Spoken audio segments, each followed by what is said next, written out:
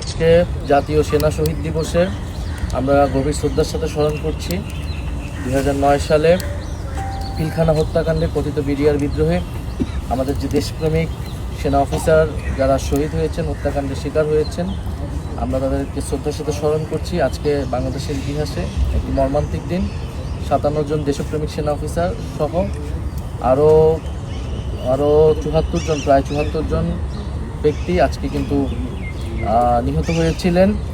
এবং 2008 সালের যেই পরিকল্পিত ষড়যন্ত্রমূলক ইলেকশন, সেই ইলেকশনের মাধ্যমে আওয়ামী লীগ প্রথম টার্গেট করেছিল বাংলাদেশ সেনাবাহিনীকে, এই প্রতিষ্ঠানটিকে। কারণ বাংলাদেশের গণতন্ত্র, বাংলাদেশের স্বাধীনতা, সার্বভৌমত্বের রক্ষায় সবচেয়ে বেশি অগ্রণী ভূমিকা রাখতে পারত এই সেনাবাহিনী। ফলে সেনাবাহিনীকে দুর্বল করা এবং যে একটা মাস্টার প্ল্যান নিয়ে 2008 সালে আওয়ামী লীগ ক্ষমতা এসেছিল, ফ্যাসিবাদ কায়েম করেছিল, সেই পরিকল্পনার অংশ হিসেবে শুরুতেই সেনাবাহিনীর বিরুদ্ধে এই নীল নকশা ষড়যন্ত্র চালানো হয় এবং যার সাথে জড়িত ছিল পার্শ্ববর্তী দেশ ভারত এবং বাংলাদেশ আওয়ামী লীগ, ফ্যাসিস্ট আওয়ামী লীগ, তারা এই পরিকল্পনার সাথে সরাসরি অংশ ছিল।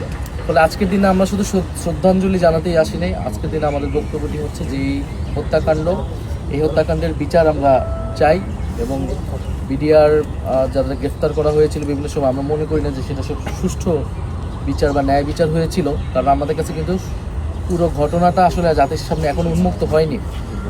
ইন্টারিম গভর্নমেন্টের সময় তদন্ত কমিশন করা হয়েছে। আমরা চাই সেই তদন্ত কমিশন পুরোটা উন্মুক্ত হবে জাতির সামনে এবং সেই অনুযায়ী তার যে সুপারিশ থাকবে তদন্ত কমিটি, সেই সুপারিশগুলো বাস্তবায়িত হবে এবং জাতি ন্যায় বিচার হবে। সকলেই ন্যায় বিচার হবে, যারা ভিকটিম তারা ন্যায় বিচার পাবে, যারা দোষী তাদেরকে যাতে বিচারের আওতায় আনা হয়। আজকের দিনে আমাদের এটাই আমাদের চাওয়া, এই নতুন সরকার তারা যাতে ইন্টারিম গভর্নমেন্টের সেই যে তদন্ত কমিশন, সেই তদন্ত কমিশনের রিপোর্ট অনুযায়ী